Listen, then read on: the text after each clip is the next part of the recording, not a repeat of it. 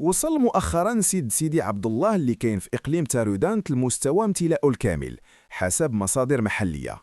هذا الحدث كيشير لوفرة الماء في المنطقة، خصوصا في هذه الفترة اللي تغيرت فيها الأحوال الجوية وخلات بزاف د السدود في المغرب كتواجه نقص في الماء.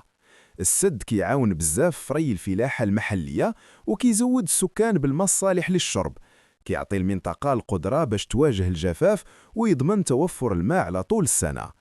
الفلاحين والسكان فرحانين بامتلاء السد وكيعتبروه دعم مهم للفلاحة اللي هي العمود الفقري ديال اقتصاد الإقليم. السلطات المحلية والمكتب الوطني للكهرباء والماء كيتابعوا باستمرار مستويات الماء لضمان الاستغلال الآمن والصحيح للسد. سد سيدي عبد الله من بين السدود الكبيرة في تارودانت وكيشكل عنصر مهم في منظومة تدبير الماء في جهة سوس ماسا، حيث كيساهم في تخزين الماء وتزويد السكان والفلاحين.